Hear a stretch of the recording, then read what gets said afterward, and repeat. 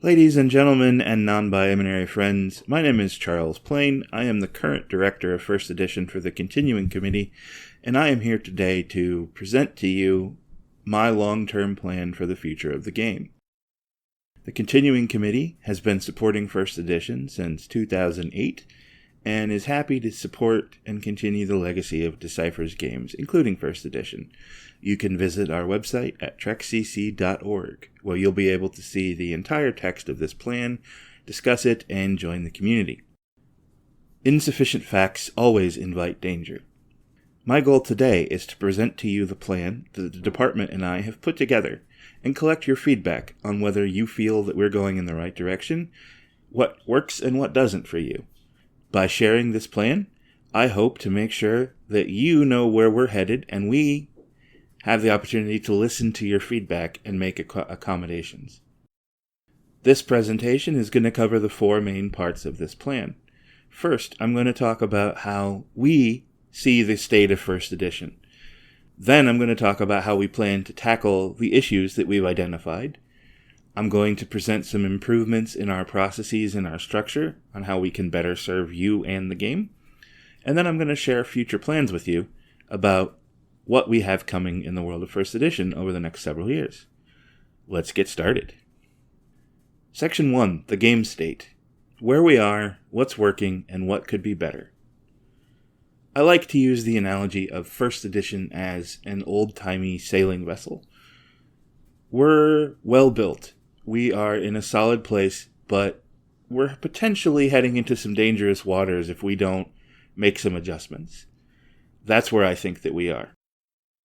We're in a solid and stable position. Most of the more egregious problems with the game historically have been addressed. You can't win on the first turn anymore. Most of the more problematic combos, like Hexany, if you're familiar with that, it's an interrupt combo that lets you basically draw through your whole deck. Those have been dealt with. And in competitive and casual play, there's a wide variety of affiliations and decks that you can build and play that have reasonable chances against one another. And I think the most optimistic thing is that in spite of the realities of COVID-19 over the past year, we still have players and collectors that are staying in touch through Facebook, through Discord, and through online play.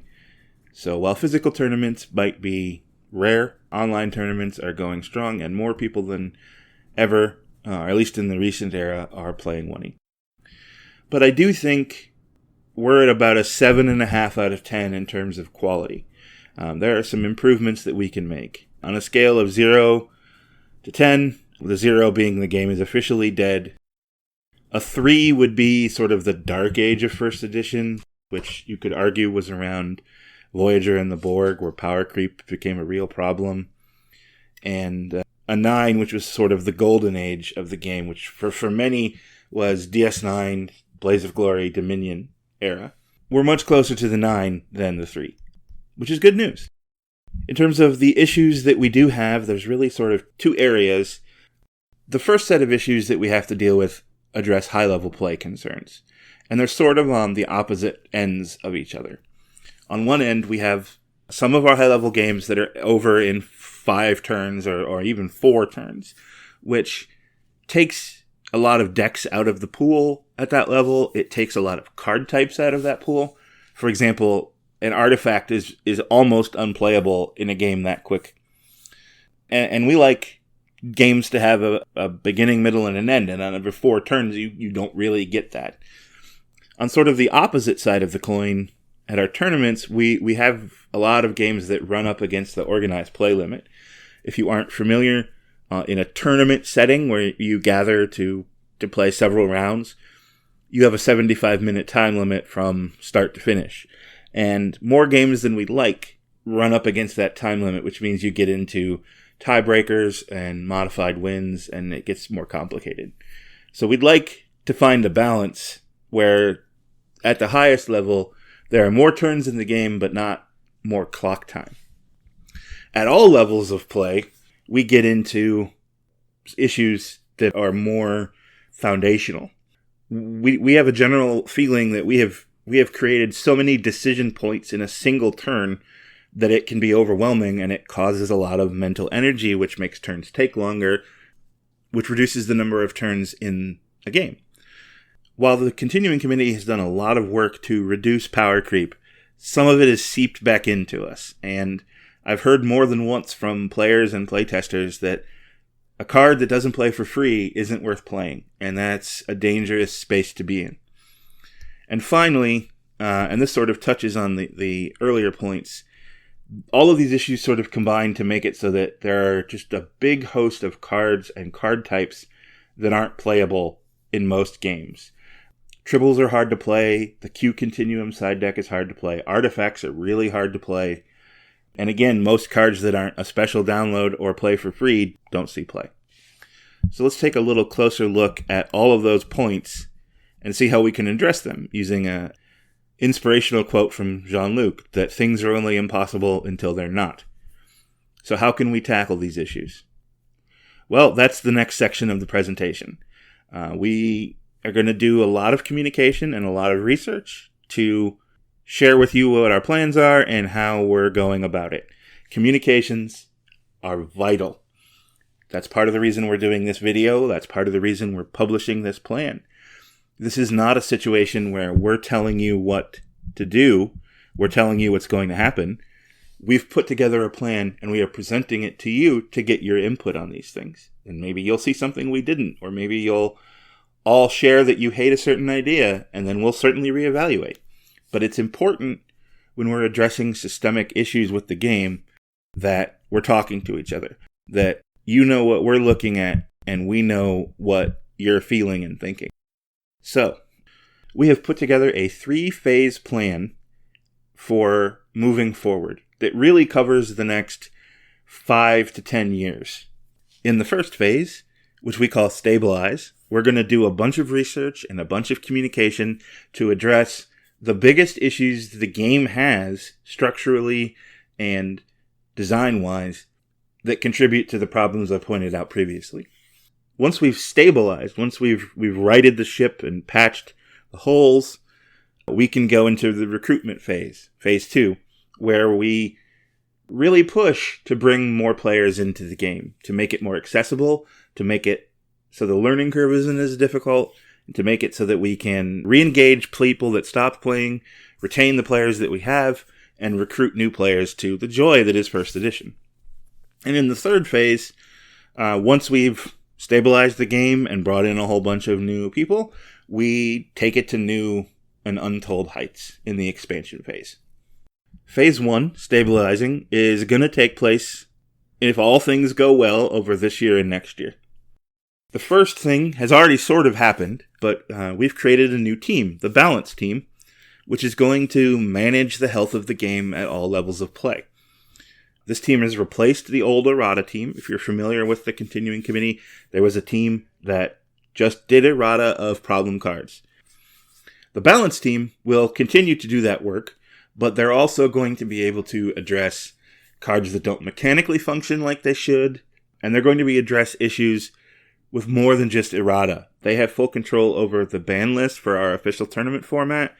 They have the ability to work with the rules team to change rules if needed. They have the ability to work with the design team to create new cards to address problems. This team has 2 fixed leads. Right now, that's Dan Hammond and Jason Robinette. Sir Dan and Jason Red 3 on the forums. And the rest of the membership rotates. Every 3 or 4 months, one member steps down and we bring in a new member. And the reason we did that was to keep the energy fresh and to keep the perspectives rotating. So the Balance team is going to be our rapid response, something has gone wrong, how do we fix it, team. The next thing that we need to talk about, and one of the more controversial issues facing first edition, is suspense play, and particularly special download timing. There are players who really don't like that Kess, for example, can special download the gift in the middle of a dilemma encounter and completely evade a nasty space dilemma. On the other hand, there are some players that really like that type of interaction. So this isn't sort of a situation where we have a clear and obvious solution. And that's why we're creating Project Flash. Project Flash is going to be a working group, so a group of volunteers and players from diverse geographical locations, diverse experience levels, and diverse opinions are going to get together, and we're going to do a bunch of research. We're going to talk. We're going to communicate. We are going to figure out why the people that hate these, why the people that like these, and we're going to generate options to make this whole situation cleaner and address some of the speed issues that this is causing. So the primary goal is to reduce the complexity of suspending play. We have people who are strong advocates for changing how it works. We have people who are advocates for not changing it at all. And the right answer is almost certainly going to be somewhere in the middle. But specifically, we want to communicate with you, especially those of you that love special downloads and suspends play and what we call dilemma cheating, where you can get out of a dilemma. We want to figure out how we can preserve some of those interactions or replace them in a way that is safe and stable and much less complex. The next thing we're going to do is research the rate of play. And this gets very technical and very complicated. But rate of play is essentially how many cards you draw each turn and how many cards you play each turn. Now, most CCGs, including Magic and our cousin game, 2nd edition, they have a costing system or some sort of mechanic that regulates that for you. In 1st edition, we don't. The game was designed so that you had a rate of 1 and 1. You drew 1 card and you played 1 card. Now, obviously, you could trade your card play for 3 card draws with Key Vespaggio. But over the 26, 27-year lifespan of the game, we have created interrupts that draw cards at instant speed. We have created seedable engines that let you play more personnel or draw more cards. When your rate of play is too low, you tend to stall out and your games are very, very slow. Think Premier, draw 1, play 1. You might get 30 or 40 turns in the game, but nothing is very exciting. On the other hand, when you turn things up too high, not only do you risk too few turns, you also create more decision points. And we'll talk about that more in a minute. But mostly this point right now is doing research. We need to challenge our assumptions that we've been operating on within design over the last 10 years and see if they're still valid. I go into more detail on this in the actual document, which you can get a link to at the end of this presentation. For a long time in design, we've had a rule that you can't set a hard cap on the number of personnel you can play in a turn because it enables nefarious shenanigans. Well, challenging our assumptions means, is that a rule that we need to still follow? And then to do that, we're going to do research and we're going to be doing experimenting. So a lot of our work over the stabilization phase is going to be trying different things and communicating with you how they're going and what you like and what you don't like. We are then going to work on reducing what we call comprehension complexity. Comprehension complexity means, do I know what this card does? If I read it, do I understand it? Or do I have to read it and then read it again and then maybe go to the glossary and then maybe ask my friend? The harder it is for me to understand on the surface what the card does, the more comprehension complexity it has. And generally, this is bad complexity. Now, this doesn't factor in like, I'm learning 1E, so obviously I'm going to take longer with the cards. Assuming that you have a baseline knowledge of the game, comprehension complexity should be low enough that when you read a card, you know what it does. On the other side of that, good complexity is where it becomes a factor of skill and understanding. So I might have an interrupt that lets me kill, we'll say I think it's the Alamo. Remember the Alamo that says you can kill a security personnel. Well, a new player or an inexperienced player might just use that as soon as they draw it to kill somebody. The right answer is using it when you have isolated a target that isn't maximum impact.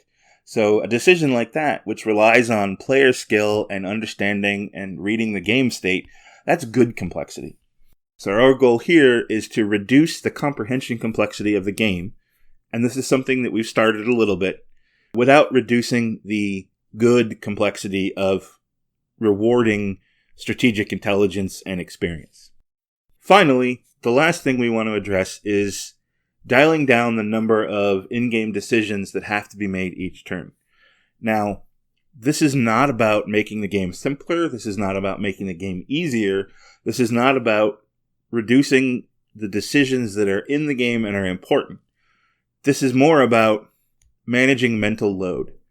So as an example here, if I have 10 seed cards out that let me do 10 different things on a turn, and I can use one each turn, I have to manage all that information in my brain. I have to remember which ones I've used. I have to remember the order. I have to think about all those things. And my opponent does too. That's a lot to track. If instead 8 of those cards are one-time uses, once per game, I still have to manage that, but it becomes much easier to keep track of, I've used this already, so I can stop thinking about it. You can turn the card, you can put a little chip on it, you can reduce that mental load. And one of the factors that we suspect is contributing to the shorter number of turns, because turns are taking so long, is how many decisions we're asking players to make. So we want to look at this and see what we can do to reduce that number that doesn't reduce the number of decisions that matter in the game. So it's less about getting rid of the complexity of, well, who do I attempt the mission with, or do I shoot you or not shoot you? Those decisions are good. It's more, do I use this before I use that, or do I use this after I use that? So the stabilization phase, we've got 5 things that we're doing to deal with the situation. We have the new balance team that's going to act quickly to manage the game's health. We are going to address suspending play with some research projects. We're going to address rate of play.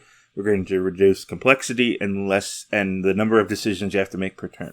All of these things, the latter 4, are all research, communication, and experimentation. I don't have specific plans for most of these because we haven't gotten to that point yet. We want to know, are these priorities that we have the same as the priorities that you have? The second phase is recruitment, and this starts now and plans to last through 2024. One of the barriers to entry for first edition is that there are thousands of cards, and every time we make a new set, we add to that.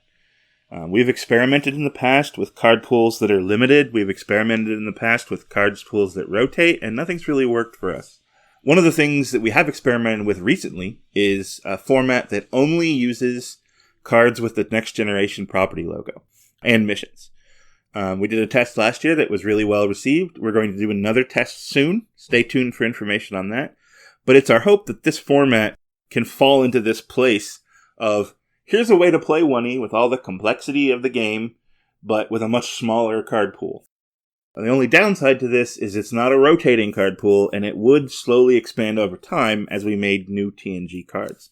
But I still believe there's a niche here to fill, and it would make the ladder going from beginner to player much easier.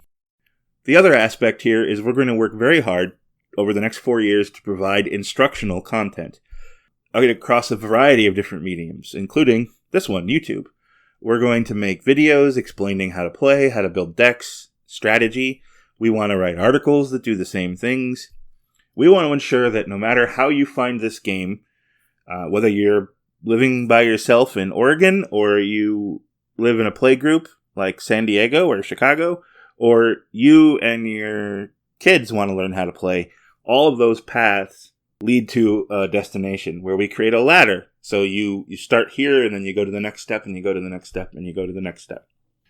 Here's an example of what I'm talking about. So in the upper left corner, we make a scripted start experience. So this is 2 decks that you put together in a specific order with instructions on what to do. So it literally will say, draw a card. It should be Captain Kirk. Play him. And it tells you and your opponent what to do. So this is really targeted at people who want to learn how to play but don't have anybody to play with. That might lead into a YouTube series where we make a 20-part series explaining the core rules of the game and how the basic card types work. And you can watch all those. And that might lead into playing with just the TNG-only cards. So you've learned the game, you've got players to play with just this set of cards, these TNG cards. And then that eventually leads to, all right, now I'm going to Gen Con to play, or I'm going to travel to I live in Los Angeles, and there's a play group with a big event in San Diego, so I'm going to drive down and play. And I'm not going to just get creamed because I don't know what I'm doing. I've followed this ladder. So this is very simplified. It would be many more steps here. You can read more details in the actual plan. But this is an example of what we're talking about. And the last thing is the time investment. Most games that you play now that aren't like big box board games, most card games, are fast. They can be played in 30 minutes or 45 minutes. 1E is not like that. Our rounds take 75 minutes, and then if you go to time, there's more time. We want to try to find a way to play 1E in what we call a 20-minute Trek variant. Now, 20 minutes may be extraordinarily optimistic, but the goal here is to have a way to play First Edition that keeps the spirit of the game, but finishes far more quickly. This is going to be a supplement to what we offer, so if you enjoy the existing tournament experience with the crazy long games, or you and your boyfriend want to sit at home and play 4-hour marathons, you completely can. But for the players that are looking for that taste of Trek, but want to be able to play 3 games in 2 hours, we want to try to find a way to satisfy you. The final phase begins when those 2 phases are end and continues into infinity. And if you find me long-winded, you'll be happy to know this is a very short section, because this isn't super defined. But this is where we really go to the core mantra of expand and not escalate. We have a healthy player base. We've stabilized the game. Now we can look to deepen the design veins that we've set up. We can look to provide new opportunities, new decks, new factions.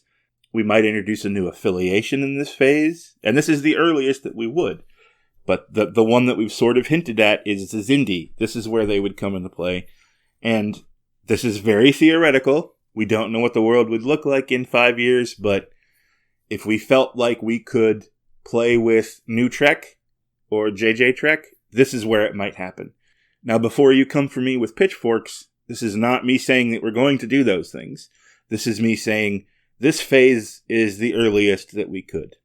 So I've shown you some of the issues that we've identified with the game and how we're going to deal with them. Let's talk about how we can reorganize what the Continuing Committee's Department of First Edition is doing to be stronger as we move forward. I have 3 areas as part of this plan. Scheduling, where we have to work to establish and maintain a consistent release schedule. Variety, which gets into we're providing new content for different types of players that enjoy different things. And third, we have to redefine how we explore weird corner cases. And I'll get more into that in a moment. You may be asking why a release schedule is important when we don't have to get cards to printers or worry about hitting sales figures. The primary reason is because consistency builds and maintains interest. There's a reason YouTube channels upload videos on a schedule, because if you know every Tuesday you're going to get a new Binging with Babish video, you're going to check in on Tuesday regularly. And historically, we have not been great at this. To improve on our release schedule consistency, we're putting 2 things into place. One we've done before and one we haven't. The one we've done before is Promo a Week. This is a program that we launched in 2020. We released 17 AIs of old cards with brand new high-resolution images. It was popular. It generated an increase in traffic to our site, but there was feedback. There was room for improvement. Last year, we skipped weeks for 2E releases and 1E releases, and it wasn't consistent. This year, and it is coming back this year, we're going to plan out the whole schedule in advance and sort of pseudo-announce it. So you'll be able to know when things are coming out. And we're still playing with it. It's probably going to be mostly AIs, but we're playing with the option of having a couple new cards in this as well. So brand new cards, not from an expansion, just here's a new card, you can play with it. So the Promo a Week will help us keep content coming regularly. The second thing we're going to do is a special new project that we call Project Parachute. And if you're a Magic the Gathering fan, especially of Mark Rosewater's articles, I did steal this from him. The idea here is we're going to create a project that's sort of theme agnostic and schedule agnostic. So basically, let's say we're going to create 18 cards, and it's a smorgasbord. It's just a little bit of something for a bunch of different people. We're going to test it. We're going to get it all rules certified and creative, and then we're going to put it on the shelf. And the idea is, if we run into a delay with a project, say Project Rogue runs into a bunch of snags and isn't going to come out when we said it is, we can instead pull Project Parachute off the shelf, run it through the production process to get art, to get final stuff, generate content, and we have created a expansion that can come out even if it's not the one that we were planning on. And then, of course, we immediately create a new project parachute behind the scenes to replace that one. And the only thing that we're going to do otherwise is we're going to sort of set a expiration date on it. And by which I mean, if everything's running smoothly and we've gone 12 months without any gaps, we'll just take that project and schedule it. So it'll just become a project that we release and we have a new parachute ready to go. So hopefully these two programs will make it so that we are consistent. I mentioned variety. Let's talk about variety. We did a survey in 2019 asking how players liked the expansion structure that we were doing, which was what we called blocks, which is sort of 3 sets that were related by a theme. We've done 3 TNG sets, 3 DS9 sets, 3 TOS sets. Players did like that, but they did want to see more content that wasn't part of those blocks, either interspersed throughout them or separately. And if you look at this graph here, the largest chunk of people liked the 3-set block. Then the second largest chunk of people liked the 2-set block model, which we proposed. The other section here, the orange piece of the pie, was people that liked some other variant on the block model. So, and we've already announced this, but we're going to continue doing 2-set blocks. So the next one is going to be the motion pictures. I'll talk more about that later. But we're also going to add more regular standalone content. And let me show you some examples. In the traditional pattern that we're usually going to use, we're going to do a block set, and then another block set, and then we're going to do a similarly sized set on its own theme. For example, we might do 2 expansions based on the movies, and then an expansion based on Battle, like a Blaze of Glory 2. Or we might do 2 TNG expansions, and then a DS9 expansion. And the first one of these is actually coming out very soon. So we'll talk about that more later. In the standard pattern variant, it's a block set and then a block set. And then instead of a larger set, we would do 2 smaller sets, what we call boutiques. So these are 9 or 18 cards, usually tightly themed. So this might be, again, a movie expansion, another movie expansion, and then, say, a DS9 Klingon boutique with 18 DS9 cards, and then a 9-card Q-themed boutique. And the last variant, which we call the staggered pattern, is the same thing, just spacing out the boutique sets in between. So this case, it might be the first set of the movie block, which is classic films, then the Klingon DS9 set, then the second set of the movie block, which is TNG themed, and then another boutique set, which is Q themed. So these 3 different models allow us to sort of vary it up from year to year based on what we're doing, provides block content for the players that enjoy it, and plenty of non-block content for the players that don't. And then we're also going to scatter some things in. So you may find like a DS9 Klingon card in a block set or something along those lines. And we're going to look for opportunities in block sets to make non-block content. So the third aspect of this is what we call exploration. So 2 years ago, I created the idea of an exploratory design project.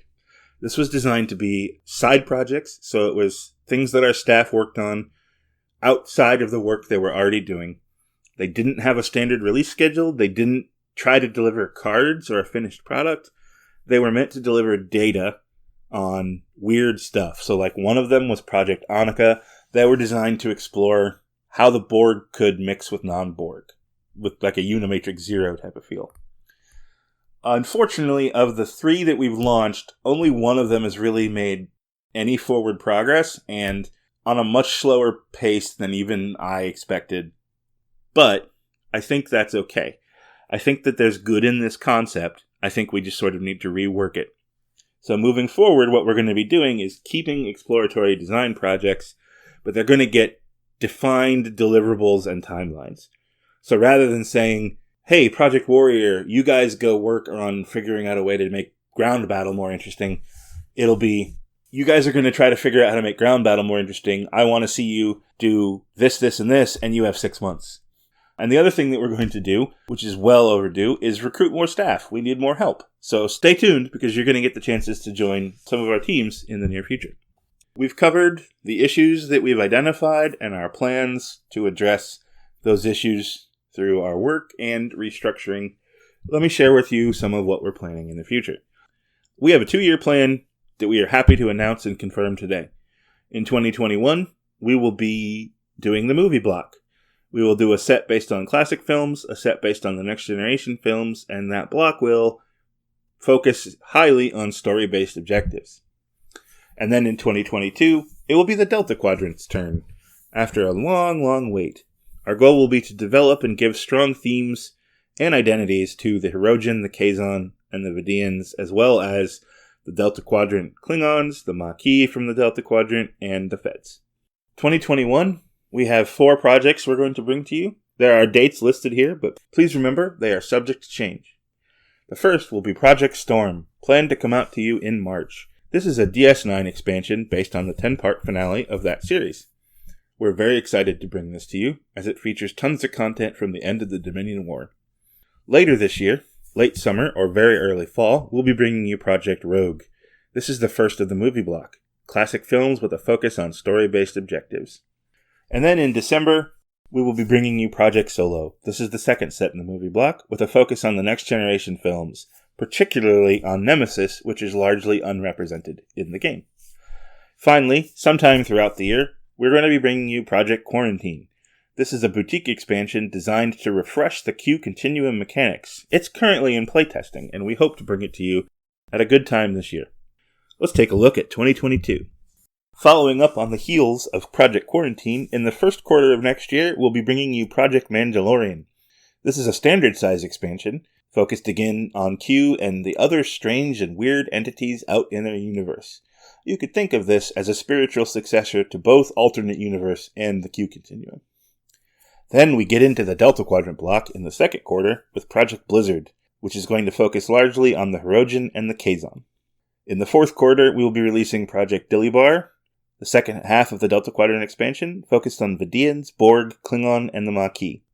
Also coming in 2022, probably towards the beginning of the year, we have Project Viking. This is a special Vidian-focused boutique expansion, which we're calling a Booster Shot. The entire expansion will be Vidian-related cards, and we'll be giving them a unique identity in the game. We hope to use the lessons learned from Project Viking to really deliver on Project Blizzard and Project Dilibar. In the future, here are some projects that you have to look forward to, although they're not currently scheduled. Project Argentum is a DS9 Klingon boutique. This will be focused on the crew of the IKS Rataran, so Martok, Worf, Jadzia, Alexander, and all of the characters from the episodes featuring that crew. Project Blacklist is an expansion focused on spies and espionage. This is going to be a fun and exciting set that focuses not only on the espionage cards, but all of the stories from the Star Trek universe around intelligence work. Project On Guard is going to be part of our ladder. This is going to be the first in what is hopefully a series of dual decks. 2 decks capable of coming and playing in a tournament that are designed to play really well against each other. So if you live with a brother or a wife or a husband, a father or a son or a daughter that really wants to play winning with you, you can use these 2 decks to always have a good game. This is going to be TNG Cardassians versus TNG Feds based on Chain of Command. And finally, 2024 is bringing an auspicious year to this game, the 30th anniversary of First Edition. We're just now starting to figure out what we want to do, but rest assured that Project Pearl will be something spectacular to celebrate this milestone. Now let's talk about the future blocks that may be coming after the Delta Quadrant. The first is Back to the Frontier. This would be a new take on the DS9 block. It's sort of a fact amongst our community that the Emissary block, the DS9 block, which was Emissary, the Maquis, and the Gamma Quadrant, sort of the worst block we've ever done. We overcorrected from some problems with TNG, and we didn't do enough to address the complexity. We're aiming to correct those mistakes by executing a fun and simple block that revisits DS9 without sacrificing the complexity and the fun that players expect. Obviously, we'll be focusing on DS9 Klingons, DS9 Romulans, with a heavy focus on battle and faith. Crime and Punishment is another block idea, and would be the first one not based on a series, timeline, or quadrant. This would be a themed block based on criminals and law enforcement. We'd talk about cops, robbers, crime cards, and smugglers. We'd also explore major criminals and warlords and the underworld, and we'd talk about themes of justice versus survival. The Storytellers block would be a spiritual successor to Holodeck Adventures from Decipher. Calling this Holodeck Adventures 2 would be fair. We'd explore the dark side of fantasy with holodeck invaders and equipment malfunctions. There are a significant number of holodeck and similar stories that were never touched on by Decipher we're excited to dig into, and we look forward to bringing you new role-playing versions of our main characters. And finally, the fourth theme that we're considering is a block based on the past, the future, and time travel, which we call Time and Change. We would explore our heroes as they travel to their own past or significant events in history and see how they affect them. And we'll visit several possible futures in this block, including the Relativity, the Challenger and Geordi with the Timeless crew from Voyager, and some of those futures may not be exactly what we expected. So, this has been our long-term plan. It's been a year in the making. We've put a lot of work into it, but it doesn't mean anything without your input. We want to know what you think, what you like, what you want to see changed, and what you hate. You can go to https://www.trekcc.org/1e/long-term-plan/. Following that URL will take you to a landing page where you can see the entire text of the plan. It's like a 20-page document. You can comment on it. You can download a copy and print it off if you're a hard paper person. You can rewatch this video, and we'll have links to the discussion threads where you can talk about the different aspects of this plan and share your feedback.